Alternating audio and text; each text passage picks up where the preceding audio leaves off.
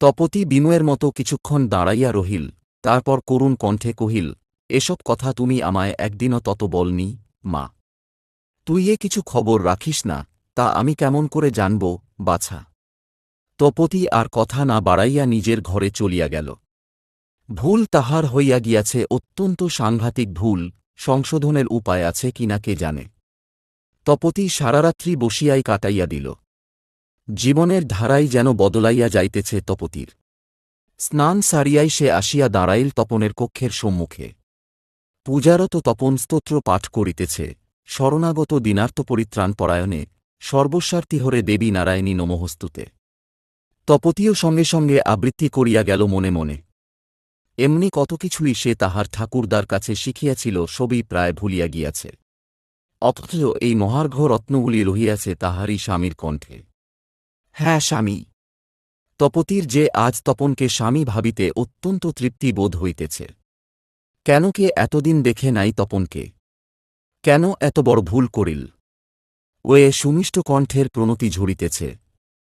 অম্বধর শ্যামলকুন্তলাজয়ী বিভূতি ভুজাঙ্গোষ্টাধ্যায় হেমাঙ্গদায়ৈচ ফনাঙ্গদায় নমঃ শিবায়ৈচ নমঃ শিবায়। কি অপরূপ সুন্দর ওই শ্লোকমালা! শেলি, কিটস, বায়রন, টেনিসন সুন্দর সন্দেহ নাই, কিন্তু ওই যে অরণ্যে শরণ্যে সদা মাং প্রপাহী গতিস্তং গতিস্তং তমেকা ভবানী, উহাই কি কিছু কম সুন্দর, কম আন্তরিকতাপূর্ণ?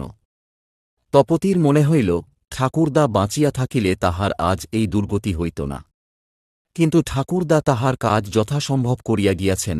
মোল বৎসর পর্যন্ত তিনি তপতিরে শিখাইয়া গিয়াছেন আয়নারীর কর্তব্য, স্বামীর প্রতি, সংসারের প্রতি, সমাজের প্রতি।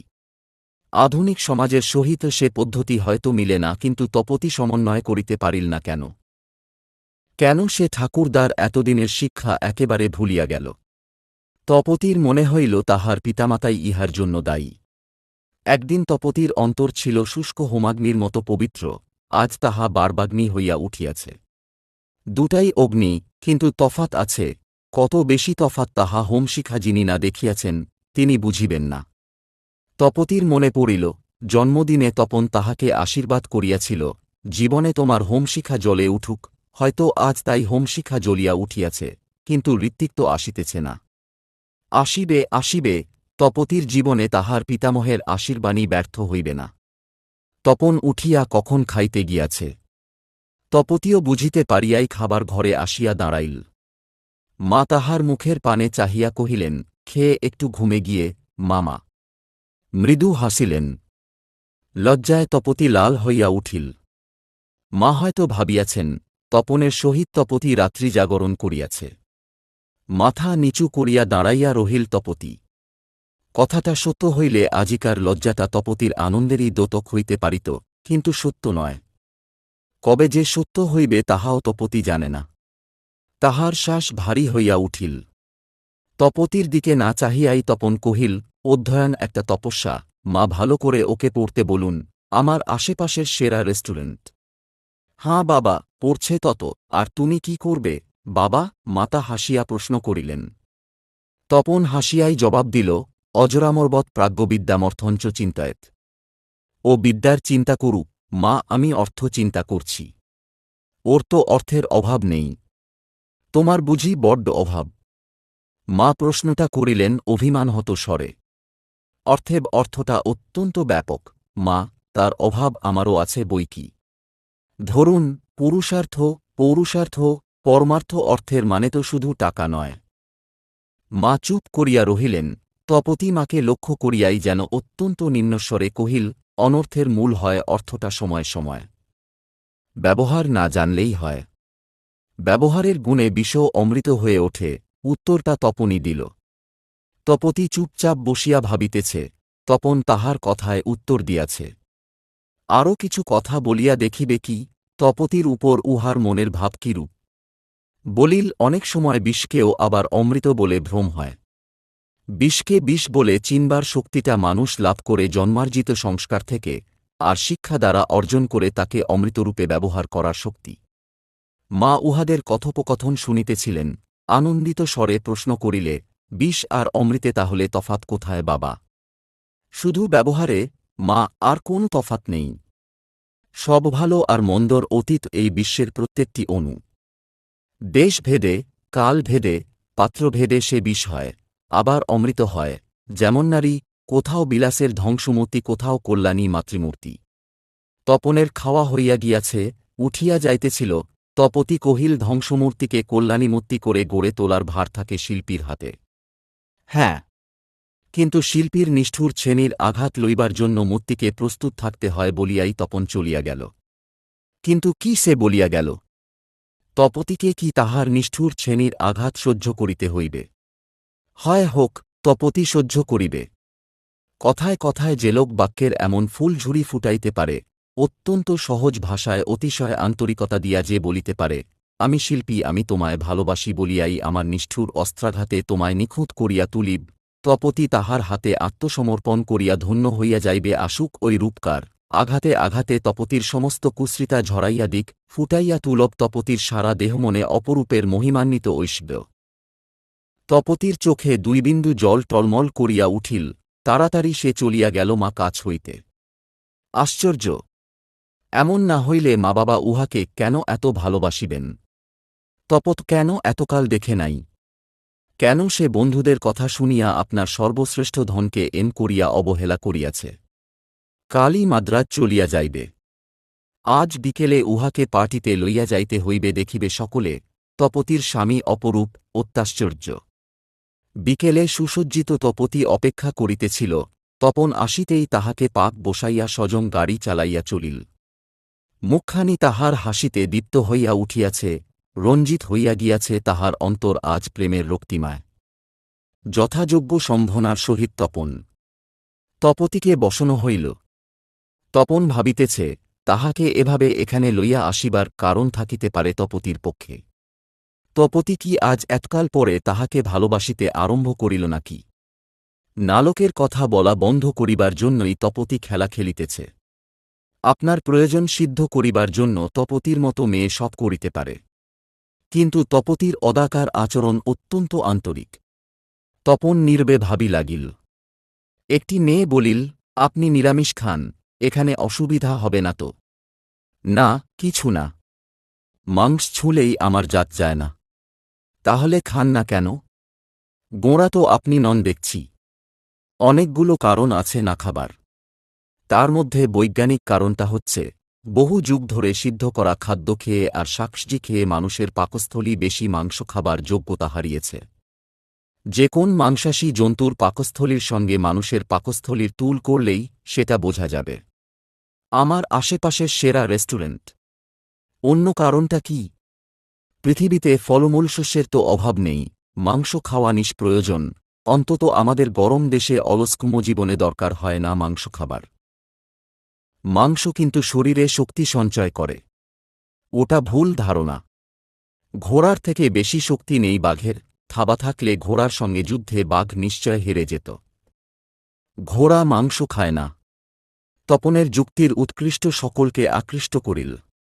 মেয়েটি বলিল, আরও কোনো কারণ আছে কি আপনার মাংস না খাবার? হ্যাঁ, মনের সাত্ত্বিকতা ওতে ক্ষুণ্ণ হয়। মনকে যারা লালন করতে চায় মানুষের মতো করে, এই উষ্ণ দেশে তাদের মাংস না খাওয়াই উচিত। পার্থিব চিন্তার ধারা হয়তো ওতে বিকৃত না হতে পারে, কিন্তু পৃথিবীর ওপারের বিষয়েও চিন্তা করে এমন লোকের অভাব নেই। আলোচনাটা গম্ভীর হইয়া উঠিতেছে। তরল করিবার জন্য একজন কহিল, আপনি এতকাল আমাদের কাছে আসেননি কেন বলুন তো? ভয়ে। অপরাধটা তপতিরই। সে তপনকে লইয়া অসিবার জন্য কোনদিন আগ্রহ প্রকাশ করে নাই। তপন কি বলে শুনিবার জন্য সে উৎসুক হইয়া উঠিল। তপন হাসিয়া উত্তর দিল, অত্যন্ত বেমানান ঠেকবে বলে। পলাশফুল বনেই থাকে, মার্কেটের কাচের ঘরে ওকে মানায় না। কথাটায় তপনের বিনায়াতিশয্যের সহিত তীক্ষ্ণ ব্যঙ্গ মিশিয়া আছে। আমরা বুঝি কাচের ঘরে থাকি। আমাদের এমনি অসম্মান করবেন নাকি আপনি? মেয়েটি বলিল। ওই ভয়েই তো আসিনি। আপনাদের সম্মান এবং অসম্মানের দেওয়ালগুলো এত ঠুনকো যে ঢুকতে ভয় করে। অতি সাবধানে টেলিফোন করে বলতে হয় 4 ডজন গোলাপ, 2 ডজন ক্রিসান্থিমাম, 5 ডজন কসমস। তপনের বলার ভঙ্গিতে অনেকেই হাসিয়া উঠিল। কিন্তু যে মেয়েটি অসম্মানের কথা তুলিয়াছিল, সে বলিল বিদ্রূপ করিয়া, আর বনে গিয়ে আপনার ঘাড় মটকে আনতে হয় কেমন? তপন নিঃশব্দে হাসিল। মেয়েটি পুনরায় বলিল, আমরা যে কাচের ঘরের সাজানো ফুল, সেটা আপনি প্রমাণ করুন, নইলে ছাড়ছি না। না ছাড়লে অসুবিধা হবে না, কাচের ঘরে ঢুকতে স্বাদ হয় মাঝে মাঝে। তাহলে এবার ঢুকে পড়লেন, কেমন? মেয়েটি তপনকে ঠকাইয়াছে। আমার ঢুকবার অনুমতি দিয়ে এবার কিন্তু আপনিই প্রমাণ করলেন যে এটা কাচের ঘর। তপন হাসিল। মেয়েটি আপনার বাক্যজালে জড়িত হইয়া এমন নির্বোধের মতো ঠকিয়া গেল দেখিয়া সকলেই বলিল, যা যা, কথা কহিতে জানিস। নলজ্জিত হইয়া মেয়েটিও হাসিতে লাগিল। তপতির অন্তর আনন্দে শিহরিয়া উঠিতেছে। এই তপন, তাহার স্বামী যাহার নহিত কথায় পাল্লা দিতে পারে এমন মেয়ে এখানে একটিও নাই। মি অধিকারী এবং মি বোস আসিয়া দর্শন দিলেন তপনের আসনের পার্শ্বে। মি বোস ব্যঙ্গ করিয়া বলিয়া উঠিলেন, পুজোর সঙ্গে পার্টির মিক্সচারের ঋষিসূত্রটা কি তপনবাবু? কিছুমাত্র ইতস্তত না করিয়া তপন উত্তর দিল, মোগলের সঙ্গে খানা খাওয়া। মি বোসকে পরাজিত দেখিয়া মি অধিকারী আরম্ভ করিলেন, টিকির মাহাত্ম্যটা একটু বর্ণনা করবেন তপনবাবু আপনার পাঁচালী থেকে। সদাহাস্যময় তপন তৎক্ষণাৎ আরম্ভ করিল, টিকির মাহাত্ম্য কথা করিব বর্ণন। অবধান কর সব টিকিহীনজন। টিকিটি রাখিবে যে বা জয় হবে তার। টিকি না থাকায় হারে জজ ব্যারিস্টার। কহিল টিকির কথা বেচারা তপন। টিকিতে বাঁধিয়া নিয় রমণীর মন। হা হা করিয়া তরুণীর দল কলহাস্যে সভা মুখরিত করিয়া তুলিল। মি অধিকারী ও মি বোস রোষে ফুলিয়া উঠিতেছিলেন। মি বোস কহিলেন, অত উৎফুল্ল হবেন না। ইংরাজিতে একটি কথা আছে, ফুস রাশ ইন হোজার এঞ্জেলস। মি বোস থামিলেন। ক্রোধে তপতির দুই চক্ষু জ্বলিয়া উঠিতেছে। তাহার স্বামীকে তাহারই সম্মুখে ইহারা ফুল বলিবে এবং তাহা তাহারই জন্য। কিন্তু তপন জবাব দিল, দেবদূতরা বেশি সাবধানী, তাদের পথ গোনাগাঁথার গলিতে, আর বোকাদের পথ দরাজ বড় রাস্তা, তাই এসব ব্যাপারে বোকারাই জয়ী হয় চিরদিন। জয়ী না হলেও তারা মরতে পিছয় না। চালাক দেবদূতদের মতো লাভ আর লোকসান খতিয়ে দেখবার বুদ্ধি তাদের নেই। মুখের মতো জবাব হইয়া গিয়াছে। নির্ভীক তপন নিঃসংকোচে নিজেকে বোকা মানিয়া লইয়াই যাহা জবাব দিল, তরুণীর দল তাহার প্রশংসা না করিয়াই পারে না। জনৈকা মহিলা কহিলেন, আপনি বোকা। চালাক কে তবে? যাদের লাখ চাচকোলেট আর চপ খেয়ে দিনে দিনে ফুলে ওঠে। তপন উত্তর দিল। কথাটার মধ্যে যে হুল ছিল তাহার বিষ তপতিকে পর্যন্ত কুণ্ঠিত করিয়া দিল। মি অধিকারী দাঁড়াইয়া উঠিলেন, বলিলেন, আপনি আর আমাদের চাচ খেতে ডাকবেন না। তপতী দেবী, উনি সইতে পারেন না বোঝা যাচ্ছে। তপতী অত্যন্ত লজ্জিত হইয়া বলিল, আমি বড় লজ্জা পেলাম। মি অধিকারী, আমি আপনাদের কাছে মাপ চাইছি এর জন্যে। তপতী হাত জোর করিল, যেন কোন মহার্ঘ বস্তু লাভ করিয়াছে।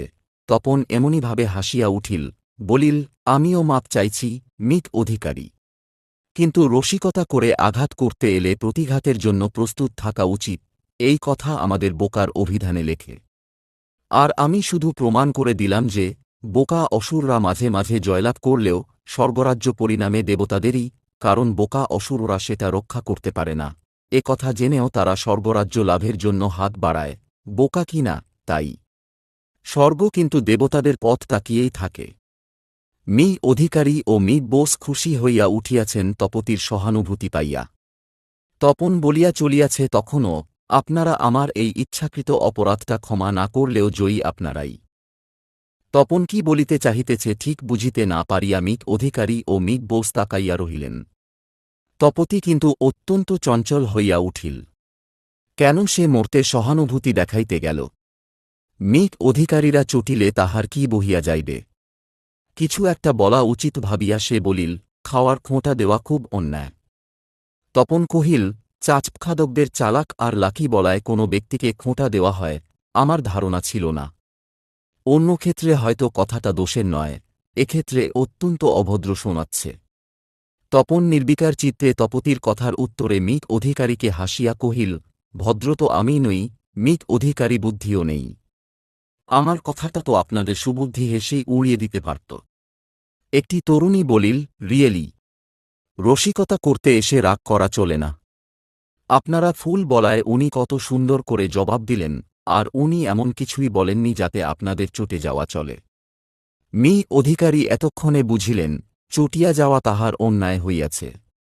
কহিলেন, আপনাকে এরকম কথা বললে আপনি কি করতেন? তপন বলিল, আমার বোকা বুদ্ধিতে চা আর চপ বেশি করে খেয়ে লাকি হতাম। তপনের মুখের ভাব ও কথার ভঙ্গিতে সকলেই হাসিয়া উঠিল। মি বোস কহিলেন, আচ্ছা, যেতে দিন, আসুন, চাই খাওয়া যাক আর এক কাপ। একটি মেয়ে বলিল, তাহলে আপনি সত্যই চালাক হতে চান? মিক অধিকারীর মুখখানা তখনও গম্ভীর ছিল, বলিলেন, দিন, খেয়েছি কিন্তু। তপন হাসিয়া কহিল, কিছু কিন্তু না, মিক অধিকারী, অধিকন্তুটা অনেক সময় আরাম দেয়। যেমন ধরুন, চশমার উপর সানগ্লাস, চিবুকের নিচে নেকটাই, পাঞ্জাবির উপর চাদর, চামড়ার উপর উল্কি, চায়ের উপর চাঁদমুখ। হাসিতেছে সকলেই। মিক অধিকারীও আর না হাসিয়া পারিল না। স্মিমুখে কহিলেন, রিয়েলি, বাংলা ভাষাটা আপনার আশ্চর্য রকম আয়ত্তে। মি বোস কহিলে, কিন্তু উনি আমাদের বন্ধু হতে চান না, so sorry. Certainly he will be. নইলে আমরা ওকে ছাড়ব না, মিক অধিকারী কহিলেন। তপতি নির্বে চা খাইতেছে। ইচ্ছা করিয়াই যে কঠিন পরিস্থিতির সে সৃষ্টি করিয়াছিল, তাহা হইতে সে মুক্তিলাভ করিল এতক্ষণে। তপতির মনে এখনও ইহারা যথেষ্ট প্রভাব বিস্তার করিয়া আছে। তপন বুঝিল, ইহাদের এতটুকু অসম্মান আজও তপতি সহিতে পারে। আর তপনের বেলায়, আমাকে এবার যেতে হবে, অনুগ্রহ করে অনুমতি দিন। পণ আবেদন করিল। না না না, ভারী সুন্দর লাগছে আপনার কথা, এখনই কেন যাবেন? তরুণীর দল তপনকে ছাড়িতে চাহে না।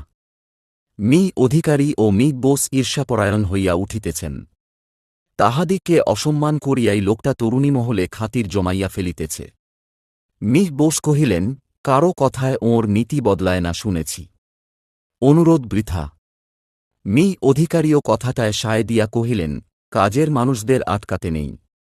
তরুণীদের একজন চুটিয়া বলিল, আপনারা চান যে উনি চলে যান, নয়?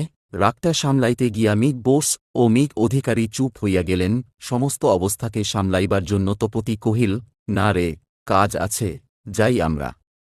তুই থাম তো তপি। ওকে এতকাল কিসের জন্য লুকিয়ে রেখেছিলি বল? তপতি কোনো উত্তর দিবার পূর্বেই তপন হাসিয়া কহিল, অচল টাকা বার করা বোকামি লুকিয়ে রাখতে হয় নিতান্ত ফেলে দিতে না পারলে। তপন উঠিল। তপতির মন আচ্ছন্ন করিয়া ধনিয়া উঠিল বেদনার সুর। তপনকে সে অচল টাকাই মনে করিয়াছে। বারংবার আঘাত করিয়াছে, হাতুড়ি দিয়া নখের কোণায় বাজাইয়া দেখে নাই। গাড়ি চলিতে চলিতে তপন একটা কথাও বলিতেছে না। তপতির মন বিষাদ সাগরে ডুবিয়া যাইতেছে। কেন সে মি অধিকারীদের সহানুভূতি দেখাইতে গেল? যে কোন অবস্থা বিপ্লবকে অনায়াসে আয়ত্তে আনিবার শক্তি যে তপনের অসাধারণ, ইহা তপতি আজ ভালো করিয়াই বুঝিয়াছে। তপন নিজেই তো সমস্ত সামলাইয়া লইল, বরং রসিকতা করিতে আসিয়া চটিয়া যাওয়ার জন্য মিক অধিকারী লজ্জাই পাইলেন। কিন্তু তপন কি ভাবিতেছে তপতির সম্বন্ধে? হয়তো ভাবিতেছে, তপতি আজও উহাদের জান্য তপনকে অভদ্র বলে। এখনও তপতি উহাদের অসম্মান সহিতে পারে না। তপতির মাথা ঠুকিয়া মরিতে ইচ্ছা করিতে লাগিল। কিন্তু এখন আর উপায় নাই। গেটে গাড়িটা ঢুকাইয়া দিয়া তপন পুনরায় বাহির হইয়া গেল। প্রেম যখন অন্তরে সত্য সত্যই জাগিয়া উঠে তখন অনেক কথাই বলি বলি করিয়া বলা হয় না। সমস্ত রাত্রি তপতি জাগিয়া রহিয়াছে, এতটা সময় চলিয়া গেল, অথচ কিছুই তাহার বলা হইল না তপনকে। কতবার তপতি ভাবিল, ওই তো ও ঘরে তপন ঘুমাইতেছে, তপতি গিয়া ডাকিলেই পারে, কিন্তু লজ্জায় পা চলিতেছে না। এত কাণ্ডের পর তপতি আজ কি করিয়া তপনকে ভালোবাসার কথা বলিবে? পিঞ্জরাবদ্ধ পাখির ন্যায় তাহার অন্তরাত্মা কাঁদিয়া ফিরিতেছে। তপতি আপনাকে নিঃশেষে তপনের কাছে মুক্ত করিয়া দিবার কোনো পথেই খুঁজিয়া পাইতেছে না।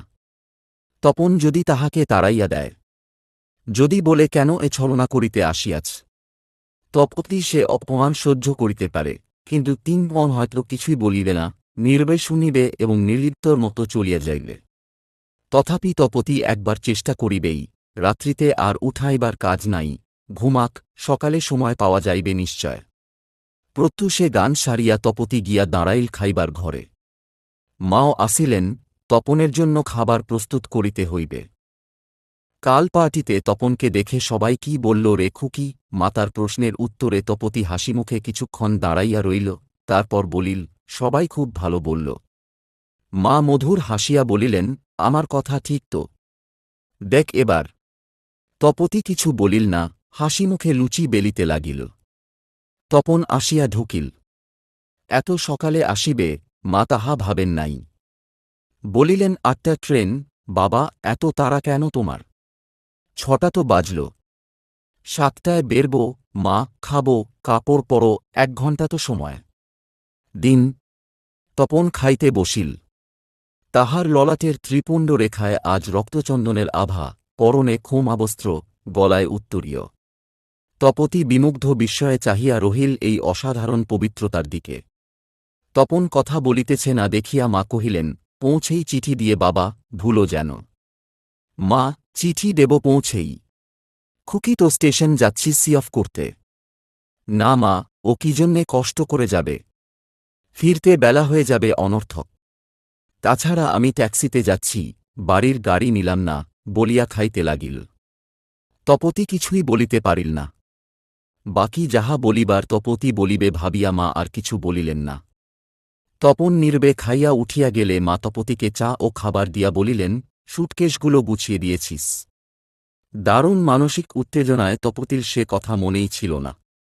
যাচ্ছি বলিয়া তপতি তাড়াতাড়ি খাইয়া তপনের ঘবে আসিল, সুটকেস গুছানো এবং চাবিবন্ধ রহিয়াছে। তপনের কাপড় পরাও হইয়া গিয়াছে, একটা চাকর তাহার জুতার ফিতা বাঁধিয়া দিল। অন্য একজন সুটকেস ২টি গাড়িতে লইয়া গেল। তপনও বাহিরে যাইতেছে, সম্মুখে তপতিকে দেখিয়া বলিল, আচ্ছা চাম, নমস্কার। তপন চলিয়া গেল মাকে প্রণাম করিতে, পরে মিক চ্যাটার্জিকেও প্রণাম করিল এবং নিচে নামিয়া গেল। সম্বিতলব্ধা তপতি ছুটিয়া নিচে আসিবার পূর্বেই তপনের গাড়ি ছাড়িয়া দিয়াছে। কিছুই বলা হইল না, না বলিতেই হইবে। তপতি তৎক্ষণাৎ একখানা গাড়ি আনাইয়া স্টেশনে ছুটিল। ট্রেন ছাড়িতে মাত্র কয়েক মিনিট বিলম্ব আছে। তপতি ছুটিতে ছুটিতে গিয়া প্ল্যাটফর্মে ঢুকিয়াই দেখিল বোনটির হাত ধরিয়া তপতি দাঁড়াইয়া আছে। মনটা তাহার দ্বিধাগ্রস্ত হইয়া উঠিল ক্ষণিকের জন্য, কিন্তু সবলে সমস্ত দৌর্বল্য ঝাড়িয়া ফেলিয়া তপতি নিকটে আসিয়া দাঁড়াইল। মেয়েটা কাঁদিতেছে, উদ্বেল আকুল হইয়া কাঁদিতেছে। তপন বলিতেছে তাহাকে, লক্ষ্মী বোনটি, এমন করে কাঁদে না, যাও, স্বামীর কাছে যাও, স্বামীর চেয়ে বড় বস্তু নারী জীবনের আর কিছু নেই। এই কথা তোকে আমি আজন্ম শিখিয়ে এসেছি, ওরে ধর ওকে। একটি সুন্দর যুবক আগাইয়া আসিল। মেয়েটা কিছুতেই তপনকে ছাড়িতেছে না, হু হু করিয়া কাঁদিতেছে। তপন তাহার মাথায় হাত রাখিয়া কহিল, ছি মীরা, এতকালের শিক্ষা আমার সব পণ্ড করে দিবি তুই। চুপ করায়, ওঠ, ধরিত্রীর মতো সহিষ্ণু হোস, আকাশের মতো উদার হোস, সূর্যালোকের মতো পবিত্র পাকিস। গাড়ি ছাড়িতেছে। তপন পাদানিতে উঠিয়া পড়িল। চোখের জলে কিছুই দেখিতে পাইতেছে না, তথাপি মেয়েটা তাকাইয়া আছে অপসৃয়মান গাড়িটার দিকে। তপতি যে এত কাছে দাঁড়াইয়া আছে উহাকে কেহ দেখিলি না। তপন এ মুখে ফিরে নাই, আর ইহারা তপতিকে চেনে না। কিন্তু কেন ও এত কাঁদিতেছে? মাদ্রাজ গেল, কয়েকদিন পরেই ফিরিয়া আসিবে, তাহার জন্য এত কান্নার বাড়াবাড়ি কেন? তপতি বিস্মিতা ও ব্যাকুল হইয়া উঠিল। কি গভীর কারণ থাকিতে পারে ওই কান্নার? ধীরে ধীরে সরিয়া আসিয়া সে সহানুভূতি জানাইতে মীরার হাতটা ধরিতে গেল। চমকাইয়া মীরা কহিল, কে আপনি? ততক্ষণাৎ তপতির মুখের পানে তাকাইয়া বলিল, ও, লজ্জা করে না আমায় ছুঁতে? হাতখানা মীরা টানিয়া লইল।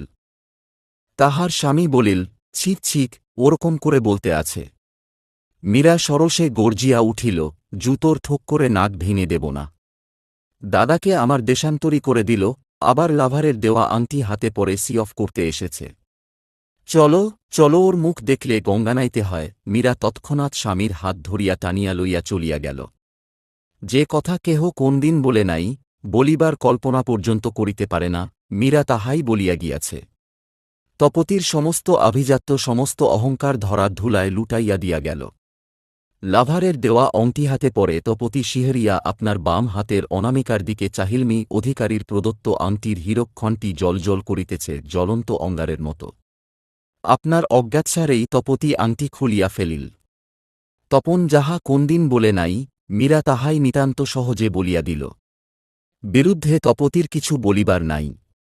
আজ দীর্ঘ 5 মাস সে ওই আংটি পরিয়া আছে। তপতির চরিত্রের বিরুদ্ধে ওই জ্বলন্ত জাগ্রত প্রমাণকে লুপ্ত করিবার শক্তি আজ আর কাহারও নাই। মৃত্যুপাণ্ডুর তপতি আসিয়া গাড়িতে উঠিল। ওর বোনের ঠিকানাটা তুমি জানো মা? তপতি মাকে প্রশ্ন করিল। না রে, কেন, তুই জানিস নে? দেখিনি তাকে তুই? মা প্রতি প্রশ্ন করিলেন। দেখেছি সেদিন স্টেশনে, কিন্তু ঠিকানা জানবার আগেই চলে গেল। বড্ড অন্যায় হয়ে গেছে মা। ওকে একদিন তোর গিয়ে আনা উচিত ছিল। তুমিও তো বললানি মা, আজ বলছে অন্যায় হয়েছে। তপতির কণ্ঠস্বর ব্যথা করুণ শুনাইতেছে। স্বামী বিরহবিধুর কন্যার কথা শুনিয়া মা সস্নেহে বলিলেন, তপন ফিরে এলেই যাবি একদিন, আজ বোধ হয় তার চিঠি পাবি তুই।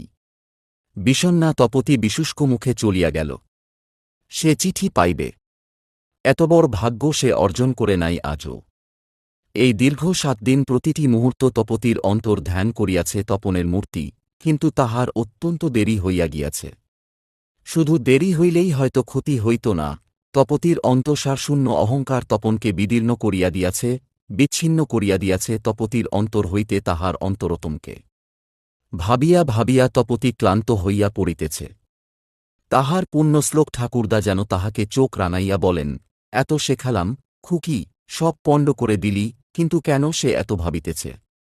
তপন তো কয়েকদিন পরেই ফিরিয়া আসিবে। মীরা বলিয়াছে তাহাকে অত্যন্ত কুৎসিত কথা, কিন্তু তপন তো কোনোদিন কিছু বলে নাই। যেদিন সে মিক ব্যানার্জির কোলে শুইয়া তপনের কাছে মুক্তিভিক্ষা চাহিয়াছিল, সেদিন সেদিন কিন্তু তপন অসহ্য বেদনায় লুটাইয়া পড়িয়াছিল। সময় আপ কাটিতে চাহে না, কতক্ষণে ডাক আসিবে। তপতি জানে তপন তাহাকে চিঠি লিখিবে না, কিন্তু মার পত্রে খবরটা জানা যাইবে।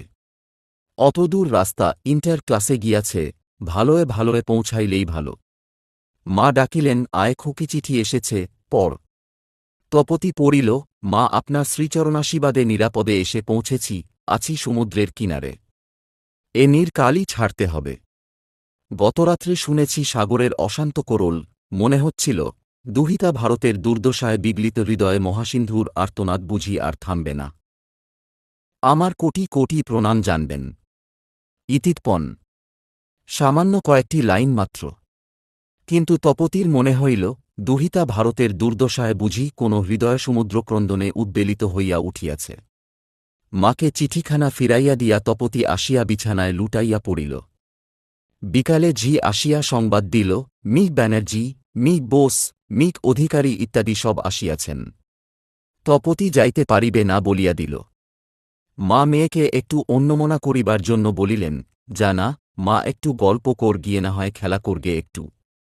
তপতি অকস্মাৎ উত্তপ্ত হইয়া উঠিল। বলিল, যাব না, যাও। মা তাহার মনের অবস্থা বুঝিয়া নির্বেই চলিয়া গেলেন। ভাবিতে লাগিলেন, সেই তপতি যে দিনরাত হাসিখুশি আর গল্প লইয়া মাতিয়া থাকিত, সেই কিনা স্বামী বিরহে একেবারে ভাঙিয়া পড়িয়াছে। তাহার আনন্দ হইল, হাসিও পাইল। ভাবিলেন, তপন খুকিকে আলাদা পত্র না দেওয়ায় উহার অভিমানটা হয়তো বেশি হইয়াছে। যা রাগী মেয়ে! তপন যে খুব ব্যস্ত রহিয়াছে সেখানে ইহা খুকি কেন বুঝিতেছে না? কিন্তু দিনের পর দিন চলিয়া যাইতেছে, প্রায় 15 দিন কাটিল, না আসিল খুকির চিঠি, না বা মার চিঠি। মাও এখন ভাবিতেছেন। স্বামীকে তিনি জিজ্ঞাসা করিয়া জানিলেন, তিনিও তপনের কোনো পত্র পান নাই। তপতিকে ডাকিয়া কহিলেন, তোকে কি বলে গেছে রে খুকি? মাস 2 দেরি হবে বলেছে, মা। তপতি মৃদুস্বরে উত্তর দিল। মা তাহার মুখের দিকে চাহিয়া দেখিলেন, তপতি অত্যন্ত বিমনা হইয়া পড়িয়াছে। মেয়ে কষ্ট পাইতেছে ভাবিয়া মা আর কোনো কথা তুলিলেন না। তপতির কিন্তু মনে পড়িয়া গিয়াছে মীরার কথাটা, দাদাকে আমার দেশান্তরী করে দিল। সত্যিই কি তাই? সত্যই কি তপন আর আসিবে না? তারই জন্য কি মীরা সেদিন অত কান্নায় ভাঙিয়া পড়িতেছিল? হয়তো তাই, হয়তো তপতিকে সত্য সত্যই তপন মুক্তি দিয়া গিয়াছে। তপতি আর অধিক ভাবিতে ভরসা পাইতেছে না। ভাবনার সূত্র ধরিয়া উঠিয়া আসিতেছে মিক ব্যানার্জি, মিক বোস, মিস সানাল। তপনকে অপমান করিতে তপতি যাহাদিগকে অস্ত্ররূপে ব্যবহার করিয়াছে। যাহারা বলিয়াছে তপন নির্লজ্জ, উহার মানপমান জ্ঞান নাই, তাহারাই আজ অজস্র অবহেলা সহ্য করিয়া তপতির দরজায় ধরনা দেয়। আর তপন প্রত্যেকটি কথায় যাহার অনুভূতির মণিমাণিক্য ছড়াইয়া যাহার বিনয়ের মধ্যেও জাগিয়া থাকে যুগসঞ্চিত সংস্কারের আভিজাত্য, অপমানকে যে নীলকণ্ঠের মতো আত্মসাৎ করিয়া অমৃত বর্ষণ করিয়া যায়, সেই ঋষির মতো স্বামী তপনকে সে অপমান করাইয়াছে ঐসব পথের কুকুর দিয়া, বেদনায় তপতির অন্তর অসার হইয়া পড়িতেছে। কিন্তু কি করিবার আছে? ঠিকানা পর্যন্ত দিল না। বনের ঠিকানাটাও জানিয়া লওয়া হয় নাই। তপতি চারিদিকেই অন্ধকার দেখিতে লাগিল। মিস চ্যাটার্জি আসিয়া কহিলেন, ওগো শুনছ, তোমার জামাইয়ের কাণ্ড দেখো। তপতি তৎক্ষণাৎ কান খাড়া করিল। মা বলিলেন, খবর পেয়েছ? না। খুকি চিঠি পায়নি? মিস চ্যাটার্জি উদ্বিগ্ন হইয়া উঠিলেন। না। বলিয়া তপতির মাতা একটা নিঃশ্বাস ফেলিলেন। পুনরায় বলিলেন, কি কাণ্ড তবে? অফিসের একটা কেরানির অসুখ ছিল প্রায় ৩-৪ মাস। তপন তাকে হাসপাতালে পাঠিয়েছিল। আজ সে ফিরে এসে আমার পায়ে আছড়ে পড়ে বললে, তার অ্যানিমিক হয়েছিল, তপন তাকে নিজের শরীরের রক্ত দিয়ে বাঁচিয়েছে। রক্ত? তপতি শিহরিয়া পিতাকে প্রশ্ন করিল। হ্যাঁ রে, তুই জানিস না তাহলে? তারপর হাসপাতালে কত টাকা দিয়েছে ওই রকম রোগীদের কিনে রক্ত দেবার জন্যে। সেই ২ লাখ টাকায় এসবই করেছে বোধ হয়। আমায় বলেছিল ভালো কাজেই টাকাটা লাগাবো বাবা। ২ লাখ কেন, ১০ লাখ তপন খরচ করুক, সর্বস্ব বিলাইয়া দিক, কিন্তু নিজের রক্ত কেন দিল? কবে সে করিল এ কাজ? তপতির সারা মন ব্যথা কণ্টকিত হইয়া আসিতেছে। কারুণ্যে শীতলতম স্রোতে অবগাহন করিতেছে, তাহার হৃদয়টা বুঝি বা ফাটিয়া চূর্ণ হইয়া যাইবে। অনেকক্ষণ একা বসিয়া থাকার পর অকস্মাৎ তপতি উঠিয়া মার কাছে গিয়া বলিল, ওর ঘরের চাবিটা দাও তো, মা। মা চাবি বাহির করিয়া দিলেন। তপতি আসিয়া ঘরটা খুলিয়া ফেলিল। একটা ছোয়ের টেবিল রহিয়াছে, উপরে মোটা কাচের আবরণের প্যাড। কাচটার নিচে একখণ্ড কার্ডে কি লেখা আছে টানিয়া পড়িল তপতি, আমার বিদায়সু রাখিলাম, লহ নমস্কার। তপতির স্নায়ুতন্ত্রী অবশ হইয়া আসিতে লাগিল।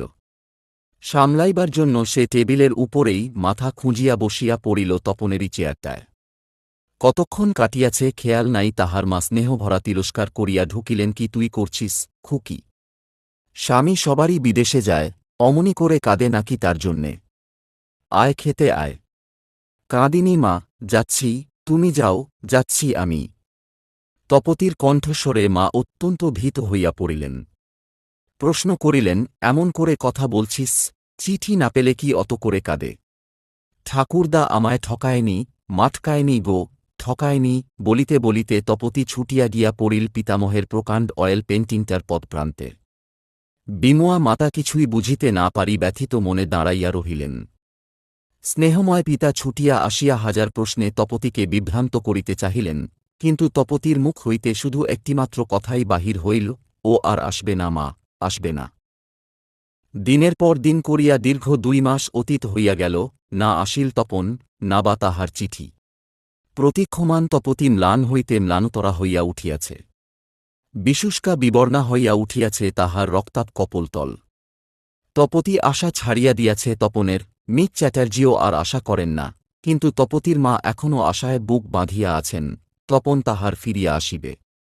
এমন ছেলে, হৃদয়ে যাহার অতখানি কোমলতা, সে কি তাহার বিবাহিত পত্নীকে ত্যাগ করিতে পারে? নিশ্চয় ফিরিয়া আসিবে। হয়তো কোনো বিপাকে পড়িয়াছে, হয়তো অসুস্থ হইয়াছে, হয়তো না। মা আর অধিক ভাবিতে পারেন না। তপতিকে প্রশ্ন করা বৃথা, সে কাঁদে না পর্যন্ত, উদাসদৃষ্টিতে মাঠের দিকে চাহিয়া থাকে। বাবা একদিন ডাকিয়া বলিলেন, চল খুকি, পূজার বন্ধে শিলং যাই, নূতন বাড়িটা দেখশুনি তুই। তরিতাহতের মতো তপতি চমকিয়া উঠিল। ওই বাড়িতে তাদের মধুচন্দ্রিমা যাপনের কথা ছিল। নিষ্ঠুর নিয়তির পরিহাস কি! বুদ্ধিমতী তপতি বুঝিতে পারিয়াছে, পিতামাতার হৃদয়ে যে কি দারুণ শেল বিধিয়াইছে। তপন তো যাইত না, তপতি যে তাহাকে তাড়াইয়া দিয়াছে, একথা কেমন করিয়া সে বলিবে? শত অপমান সহ্য করিয়াও তপন যায় নাই, গিয়াছে নিতান্ত নিরুপায় হইয়া। কিন্তু যেদিন সে গেল, সেদিন তো তপতি তাহাকে চাহিয়াছিল। তপনের মতো আশ্চর্য বুদ্ধিমান ছেলে কেন সে কথা বুঝিল না। চিন্তার কুল কিনারা নাই। কলেজ হইতে ফিরিয়া সেইয়ে তপতি ঘরে ঢোকে, আবার বাহির হয় রাত্রে খাইবার সময়। বেড়াইতে যাওয়া বন্ধ করিয়াছে, কাহারও সহিত কথা পর্যন্ত বলিতে চাহে না। মা সেদিন বহু কষ্টে তাহাকে বাহির করিয়া লেকে বেড়াইতে লইয়া গেলেন। তপতি জলের ধারে গিয়া বসিতে যাইতেছে, হাসির শব্দে চাহিয়া দেখিল শিখা এবং মীরা বসিয়া আছে অদূরে একটা বেঞ্চে। তপতি ভালো করিয়া চাহিয়া দেখিল মীরাই বটে। মাকে বলিল, ওই শিখার কাছে বসে রয়েছে মা ওর বোন। মাতা সাগ্রহে বলিলেন, আয় তবে দেখি, আয় শিগগির। মা তপতিকে টানিতেছেন, কিন্তু তপতির ভয় করিতেছে। যদি মার সম্মুখেই মীরা তাহাকে অপমান করে। করিবেই তো। তপতি যাইতে চাহিতেছে না। মা কিন্তু টানিয়া লইয়া গেলেন। তপতি ধীরে ধীরে করুণ কণ্ঠে ডাকিল শিখা। উভয়েই চকিত চাহিল। শিখা দৃষ্টি নত করিয়া বলিল, আয় বোস। মীরা কিন্তু উঠিয়া দাঁড়াইল। মা বলিলেন, তুমি তপনের বোন, তোমার দাদার খবর। তার তত আর কিছু দরকার নেই। মেয়ের বিয়ে দিন গে আবার। দাদা এসে মুক্তিপত্রটা রেজিস্ট্রারি করে দেবেন যেদিন বলবেন আপনারা। মা একেবারে আকাশ হইতে পড়িলেন, সে কি কথা মা? কি বলছ তুমি?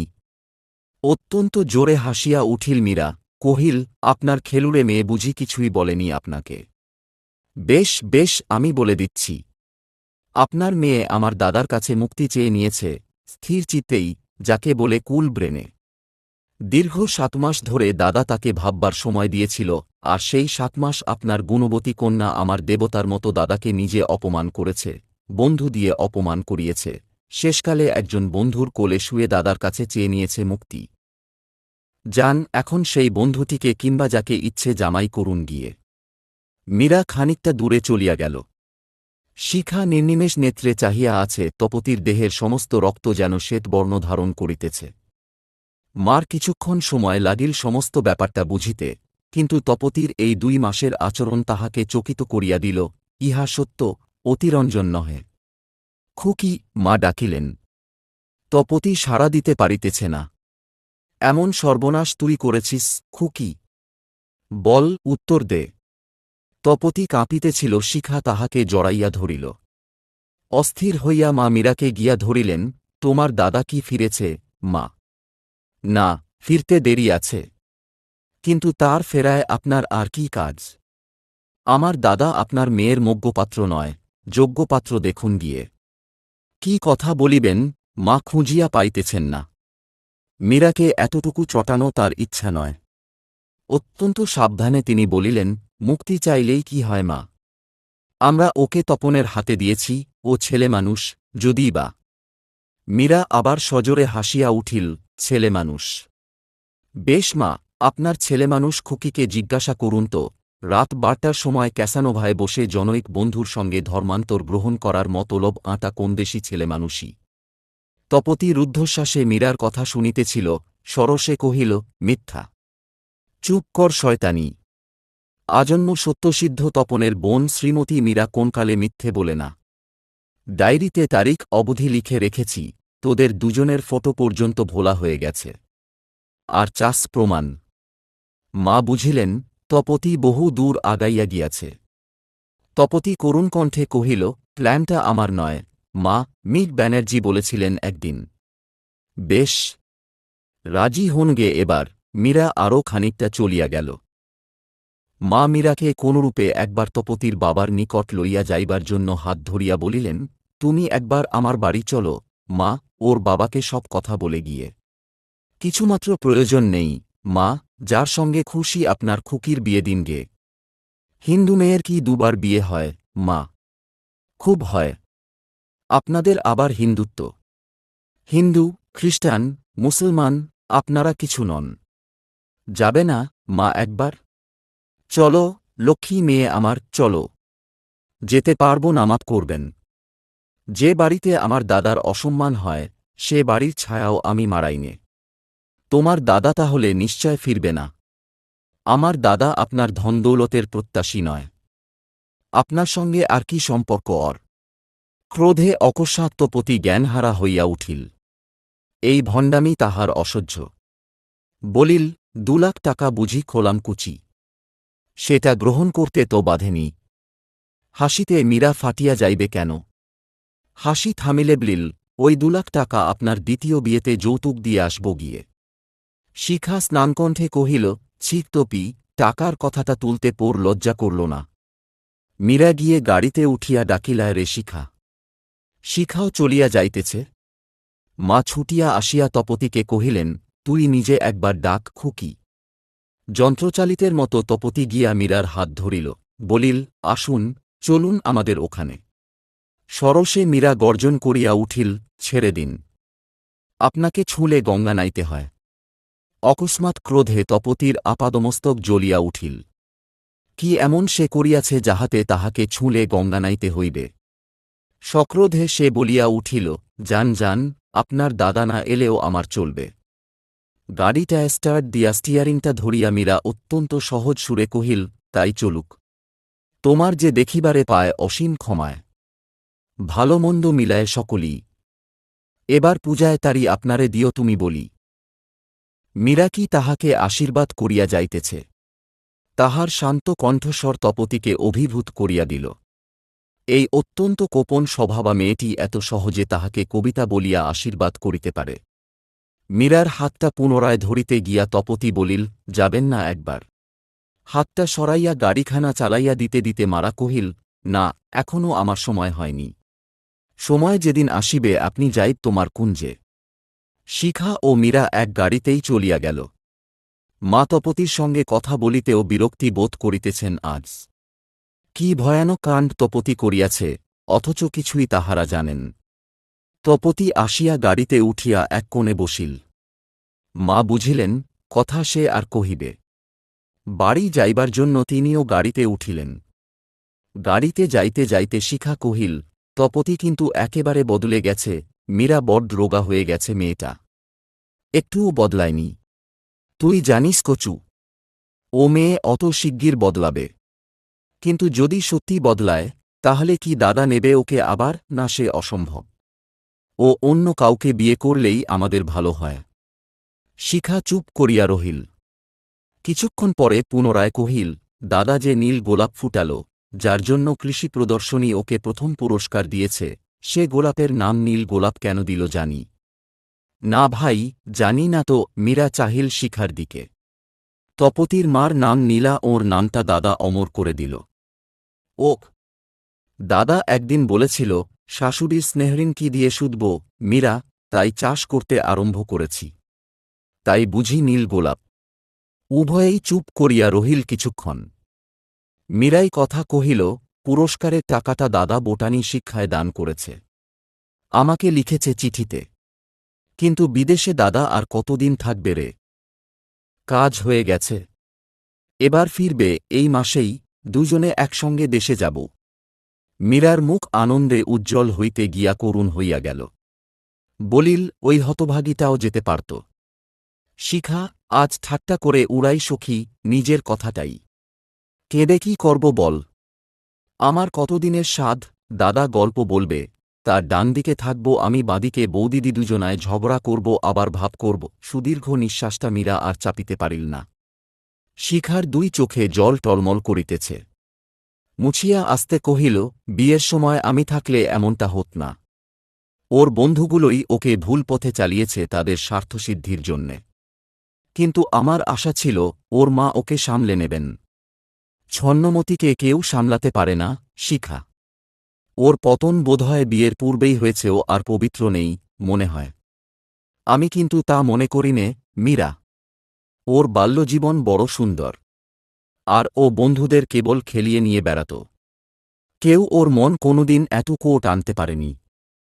আজও যে ও কাউকে ভালোবাসে তা বিশ্বাস হয় না হয়তো সে। বাধা দিয়ে মীরা বলিল, তাতে ক্ষতি বেশি আমাদের। ও বিয়ে না করলে দাদা শাস্তি পাবে না। দাদা ওকে নেবে না, এ সূর্যের মতো সত্য। ভালোবেসে ও মরে গেলেও নয়। দাদার সত্য কিছুর জন্য ভাঙে না। শিখা, একটা তুইও তো জেনেছিস। হুঁ বলিয়া কিছুক্ষণ চুপ করিয়া রহিল। তারপর ধীর কণ্ঠে কহিল, দাদা মুক্তিটা দিলেই পারত। অত শিগগির কেন দিল ভাই? তুই বন্ধুর দিকটা বেশি মমতায় দেখছি শিখা, দাদার দিকটা তেমনি দেখি। মিস ব্যানার্জির কোলে মাথা রেখে সে দাদাকে বুঝিয়ে দিয়েছে মুক্তিই সে চায়, দাদাকে চায় না। সেদিনের সে চাওয়ায় তার কোনো ছলনা ছিল না।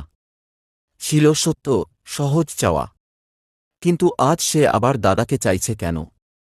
ভালোবাসছে বলেই তো। ও প্রেম অত্যন্ত ক্ষণস্থায়ী, শিখা। দাদা চলে যাওয়ায় ওর নারী গর্বে আঘাত লেগেছে। দাদাকে ও বশ করতে পারল না বলেই এই আকুতি ওর। তুই এত পড়াশোনা করেছিস, এসব কিছু বুঝিস নে। উপেক্ষা সইতে পারে না নারী হৃদয়। দাদাকে পেলে ও আবার অপমান করবে। কিন্তু এবার বিরহের আগুনে খাঁটি হয়ে ও দাদাকে সত্যি ভালোবাসতে পারে তো? সেদিন যেন না আসে, শিখা, সে কামনা আর করিস নে। ও যাক। শিখা চুপ করিয়া গেল। তপতির অদৃষ্টের নির্মমতা তাহাকে অত্যন্ত বিমনা করিয়া তুলিছে। তপনের জন্যও মন কাঁদে, কিন্তু তপন অসাধারণ শক্তিমান মানুষ, সমস্ত দুঃখ সে সহ্য করিতে পারিবে। কিন্তু তপতি, যদি সত্যিই সে তপনকে আবার ভালোবাসে তবে তাহার জীবন দুঃখের অমানিসার চেয়ে কালো। বিনুদার খবর কি রে? কত গরু হল তোর গোয়ালে? মীরা প্রশ্ন করিল। তা হাজারখানেক। আমি রোজই যাই ওর সঙ্গে দমদম। আজ তুই আসবি বলে গেলাম না। দুজনেই তোরা অত গরুর যত্ন করিস। দুধটা কি করিস ভাই? যত্ন করবার লোক রয়েছে। দুধটা বিক্রি করা হয়, 1/4 বিলি করা হয় শিশু আর রোগীদের। গোবরে হয় দাদার চাষবাড়ির সার। খাঁটি দুধ পাওয়া যায় না বলে দুধের চাষ করা, ভাই। দেশের লোক দুধ খেয়ে বাঁচুক। আমার ওকে দাদা আদেশ করেছেন বিনেমাইনে স্কুল কলেজ করতে। খরচ অবশ্য দাদার সমস্ত উপার্জন, আমাদের আয় আর দেশের বড়লোকদের তহবিল থেকে আসবে। কিন্তু পড়ানো হবে খাঁটি বৈদিক প্রথায়, আর ছাত্র হবে যাদের 1 পয়সা দেবার সমর্থ নেই। আর নারী বিভাগের কর্মী হবে তুই আর আমি। দাদার মনে কষ্ট আছে, পয়সার অভাবে কলেজে পড়তে পায়নি। তাই গরিবদের জন্যই তার স্কুল কলেজ, কোন বড়লোকের ছেলেমেয়ে সেখানে ঠাঁই পাবে না। শিখাও কথাটার কিছু কিছু জানিত। বলিল, আরম্ভ হোক, আমরা তো আছি। হয়ে গেছে আরম্ভ। শিবপুরে আমাদের যে 1000 বিঘে পতিত জমি ছিল, সেখানে 500 খোলার কুঁড়ে ঘর তৈরি হয়েছে। গেটে লেখা হয়েছে, সবার উপর মানুষ সত্য, তাহার উপর নাই। মানুষের মাঝে, হে মানুষ, তুমি তোরে দিও ঠাঁই। শেষের লাইনটা অবশ্য দাদার রচনা। মীরা আপন মনে হাসিয়া উঠিল। শিখা মীরার মনের তল পাইতেছে না। তপতি ভাগ্য বিপর্যয়ে ব্যথিত শিখা মীরার হাস্য শুনিয়া কহিল, মীরা, দাদা মহিয়ান, এ কথা তুই জানি, আমিও জানি। কিন্তু তপতির জন্য তোর মন কি এতটুকু বিচলিত হচ্ছে না আজ? মীরা মিনিটখানের চুপ করিয়া রহিল, তারপর বলিল, সে কথা তোকে অনেকক্ষণ বলেছি সখী, ঠাট্টা করেই আজ ওড়াতে চাইছি আমার সেই একান্ত আপনার কথাটা। তাহার কণ্ঠস্বরে শিখা চকিত হইয়া চাহিয়া দেখিল, মীরার 2 গণ্ড অশ্রুতে প্লাবিত হইয়া গিয়াছে।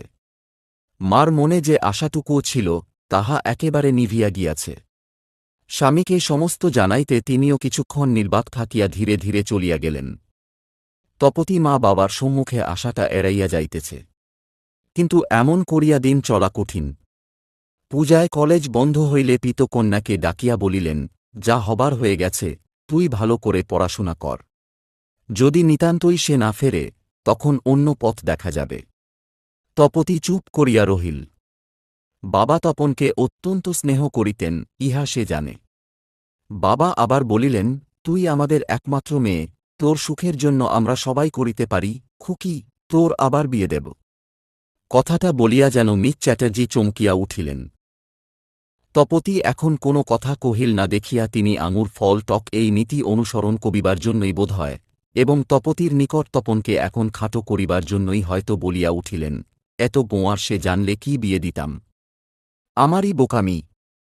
মা কথাটা কিন্তু সমর্থন করিতে পারিলেন না, নীরবেই বসিয়া রহিলেন। কাপড়চোপড় গুছাইয়া তপতি শিলং যাইবার জন্য প্রস্তুত হইল।